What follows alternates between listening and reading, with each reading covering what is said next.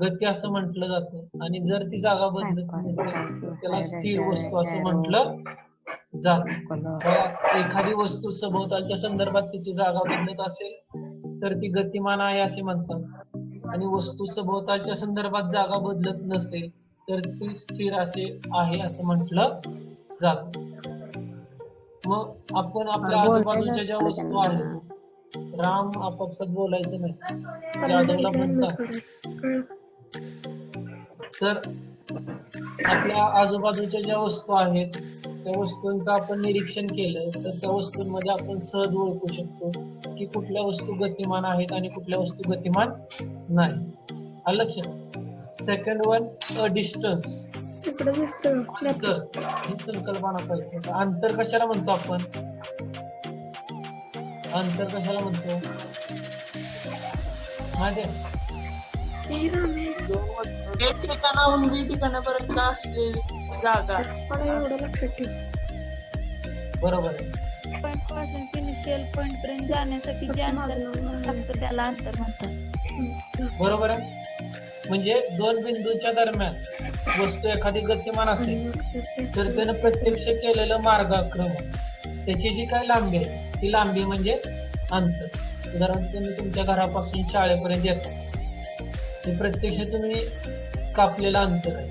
बरोबर आहे. म्हणजे एका ठिकाणाहून दुसऱ्या ठिकाणी गेल्यानंतर त्या दोन बिंदू मधलं जे काही लांबी आहे त्या लांबीला अंतर असं म्हटलं जातं. बघा काय म्हटलं? Distance is the length of actual path.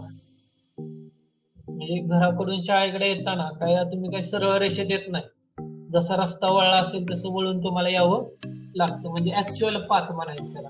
Followed by a body between the point under consideration.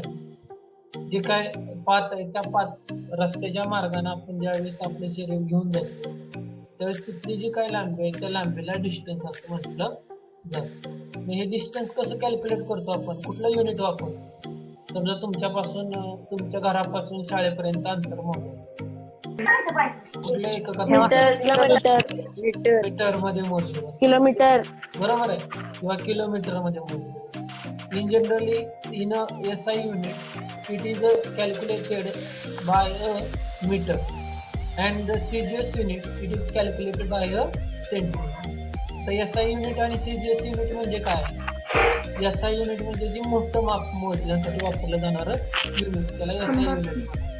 आणि छोटी छोटी अंतरे जी असतात ती मोजण्यासाठी वापरलं जाणारं जे युनिट आहे त्याला CGS युनिट असं म्हटलं जातं. आता उदाहरणार्थ म्हटलं की तुमचं घर ते शाळा या दोघांच्या मधलं अंतर मोजायचं आपल्याला, मग तुम्ही CGS युनिट मध्ये मोजणार का SI युनिट मध्ये मोजणार? SI, बरोबर आहे. आणि जर तुम्हाला याच्यामधलं अंतर वहीवरती गणिताची एखादी आकृती काढली आणि तिथलं अंतर मोजायचं, कुठलं युनिट वापरणार? CGS. म्हणजे थोडक्यात we are use a unit depending upon a actual length in between them. त्याच्यामध्ये प्रत्यक्ष अंतर किती आहे या अंतरावरती ते डिपेंड असतं की SI युनिट वापरणार का आपण CGS युनिट वापरणार. The physical quantity which has a magnitude only is called as a scalar quantity. काय म्हटलंय पहा? मॅग्निट्यूड म्हणजे काय? परिमाण. The physical quantity which has a magnitude only is called as a scalar quantity. It does not have a direction. A distance has a magnitude but not direction. It is a scalar quantity. Scalar quantity म्हणजे काय? सदिश राशी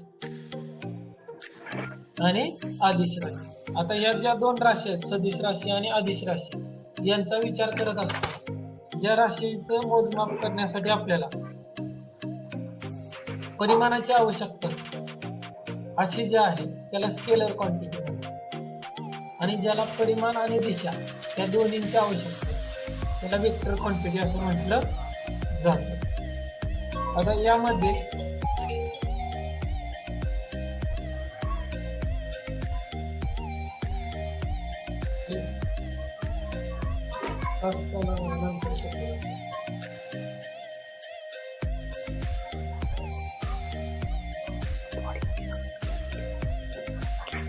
लक्षात आता उदाहरणार्थ अंतर मोजायचे तुम्हाला. अंतर मोजताना फक्त तुम्ही काय म्हणता परिमाण. तुमच्या घरापासून शाळेपर्यंत अंतर किती आहे? समजा 500 मीटर. बरोबर आहे. तुम्ही काय सांगता? 500 मीटर आहे. फक्त काय सांगताय? मॅग्नेट्यूड सांगताय. बरोबर आहे. म्हणून याला काय म्हणायचं? Scalar quantity. काय म्हणायचं? Scalar quantity. पण काही असतात, काही परिमाण असे असतात ती व्यक्त करण्यासाठी परिमाण प्लस दिशा या दोन्हींची आवश्यकता असते. परिमाण प्लस दिशा या दोन्हींची आवश्यकता असते. त्याला वेक्टर क्वांटिटी असं म्हटलं जातं. बघा काय म्हटलंय? अंतर म्हणजे दोन बिंदू दरम्यान गतिमान असताना वस्तूने प्रत्यक्ष केलेले मार्गाक्रमण, म्हणजेच प्रत्यक्ष आक्रमलेला मार्ग किंवा त्या मार्गाची लांबी. या राशीला परिमाण असतं मात्र दिशा नसते. अंतराचे SI पद्धतीतील एकक मीटर आहे आणि CBS पद्धतीतील एकक सेंटीमीटर आहे.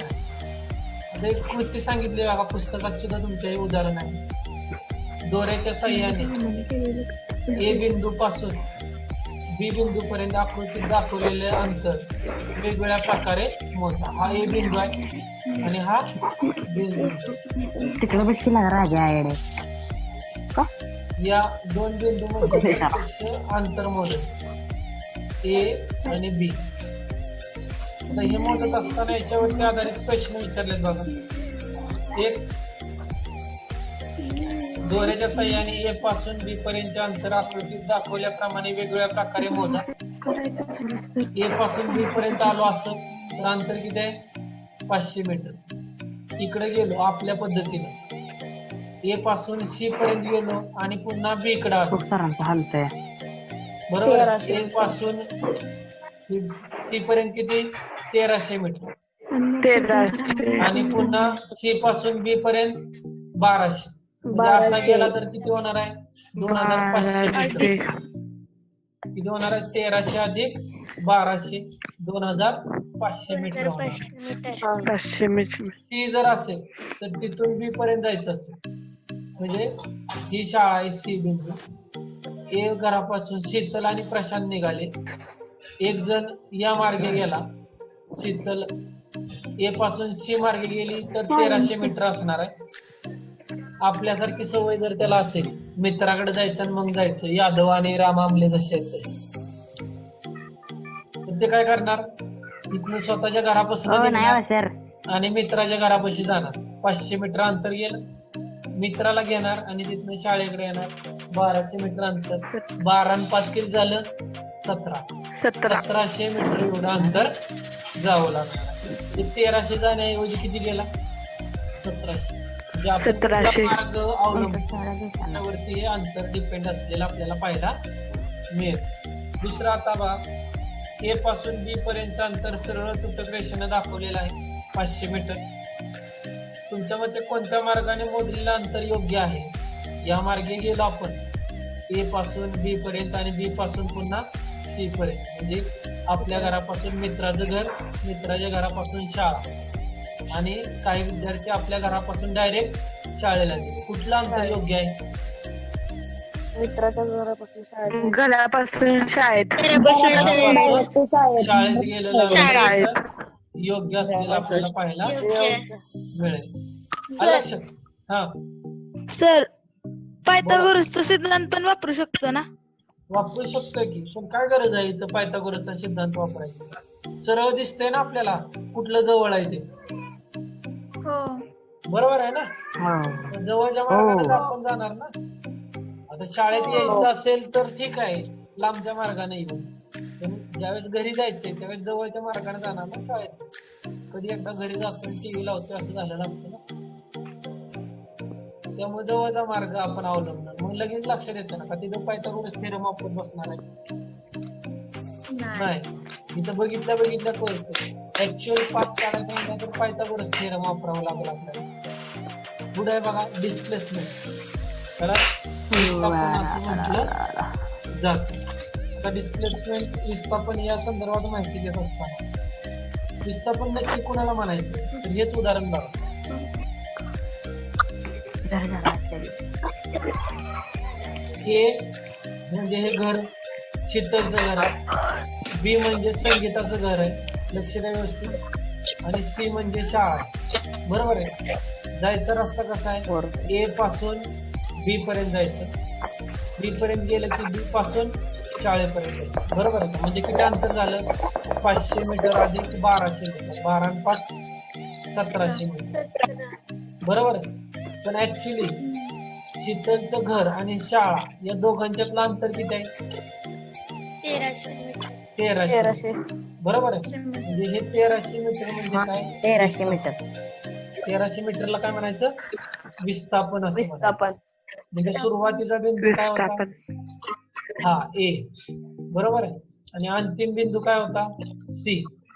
या दोन बिंदूतलं कमीत कमी अंतर म्हणजे विस्थापन. किंवा इथं आकृती दाखवली बघा.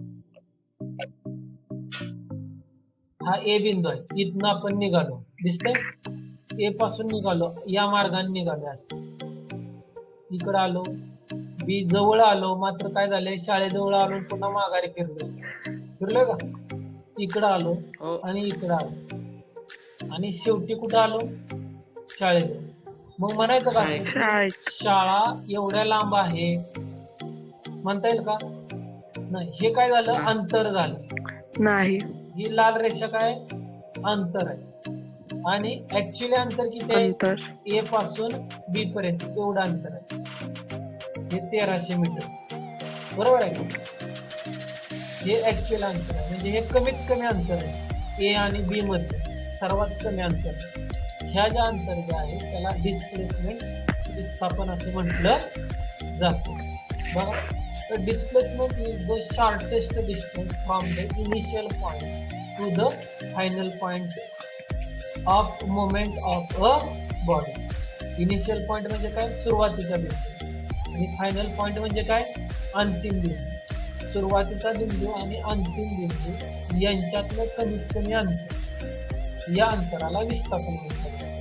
It SI and CGS unit are the same of those distance. इथं SI आणि CGS unit कसं आहे? एकच आहे.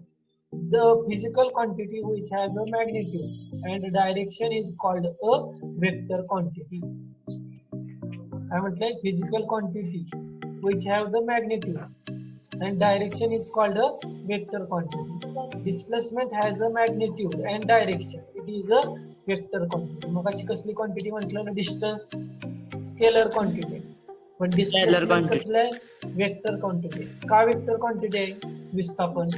तर विस्थापन जे आहे, आता बघा इथे उदाहरण, हे डिस्टन्स होत, बरोबर आहे? याला काय दिशा आहे का? कुठल्याही दिशेने गेलेलं आहे, बरोबर आहे का? फक्त अंतर मोजलं आपण, म्हणून हे कसलं आहे? Scalar quantity. मात्र इथं काय केलं आपण? अंतर मोजलं, प्लस काय केलं? दिशा ठरवली. त्या दिशेने गेलं तर कमीत कमी अंतर होणार आहे. म्हणजे इथं काय करावं लागलं आपल्याला? मॅग्निट्यूड म्हणजे परिमाण सुद्धा